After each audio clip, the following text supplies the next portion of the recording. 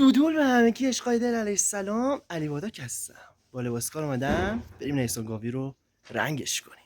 خب عشقای دل، گفتیم آقا چیکار کنیم این پروژه رو بالاخره یه حرکتی بهش بزنیم. الان میخوام این تکه است در رو اینجا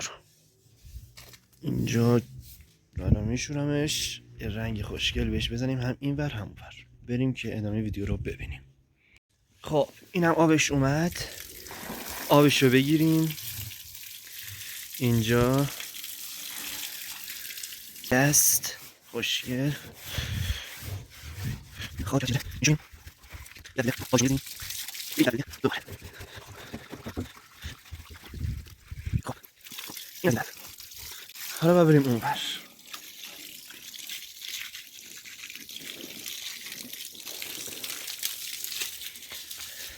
آویدیم و همشه با دست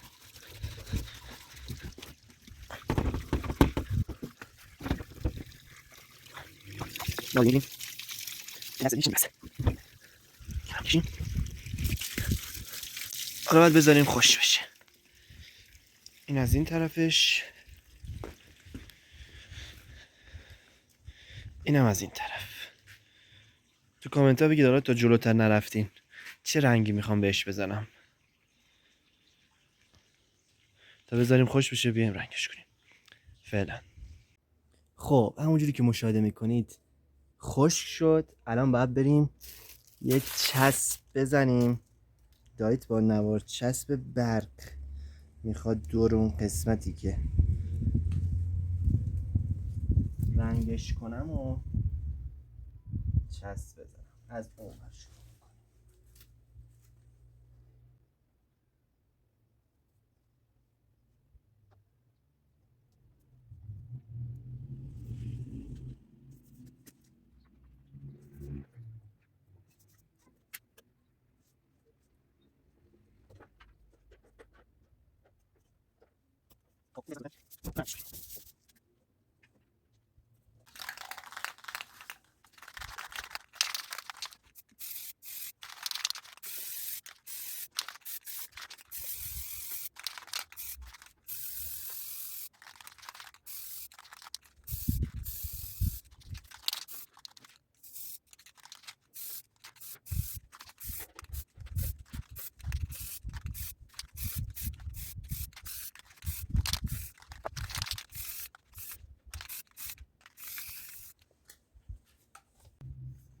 بریم واسه اون طرفش. این دست اول این بر. حالا میریم این طرف. این طرفم باید رنگ کنم، دوربین رو خوشگل تنظیم کنم. این طرف رو چسبش بزنیم.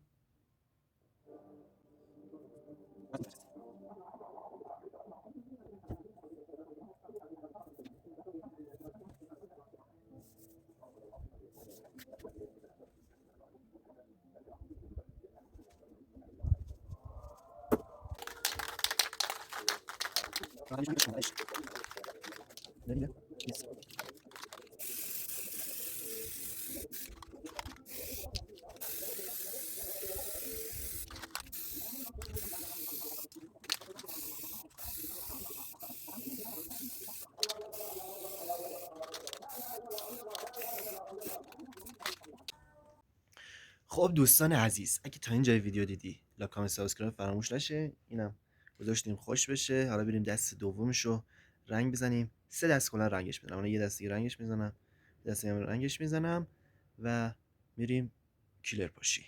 الان بریم دست دوم. خب شروع دست دوم. اول خوب به همش میزنیم. مات، یه رنگ مشکی مات. شروع.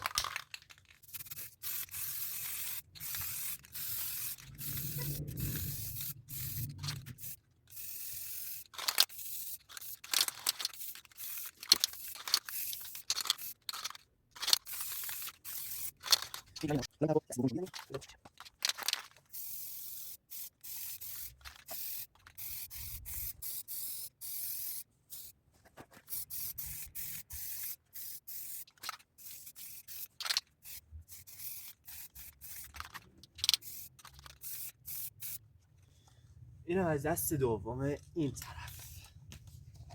خب دوستان عزیز، دوبار رنگ پاشیدیم و شما هم لایک کامنت سابسکرایب بکنید، فراموش نکنید.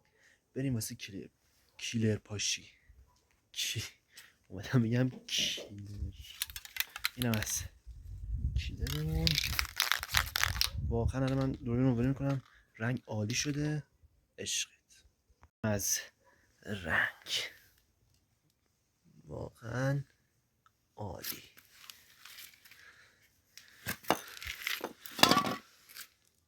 ببینید سایه دست من مشخصه، واقعا یه رنگ عالی شد. حالا نظرتون بابت آقا بالاشو چه رنگی کنیم، پشتو چه رنگی؟ خودم نقشه دارم که چی کارش کنم. حالا شما نظرتون رو بگید. بریم واسه کیلر پاشی. برای اینو باز میکنیم.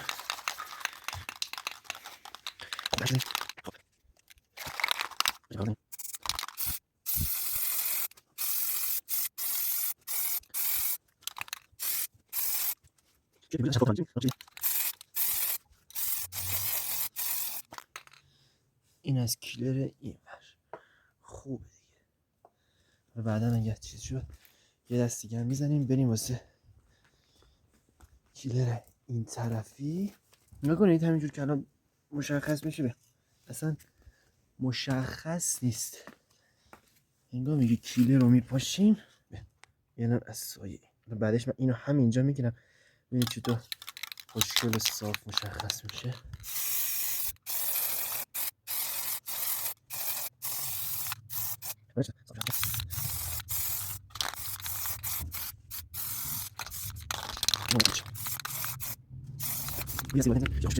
اینم از این. امیدوارم که تا اینجا لذت برده باشید. فعلا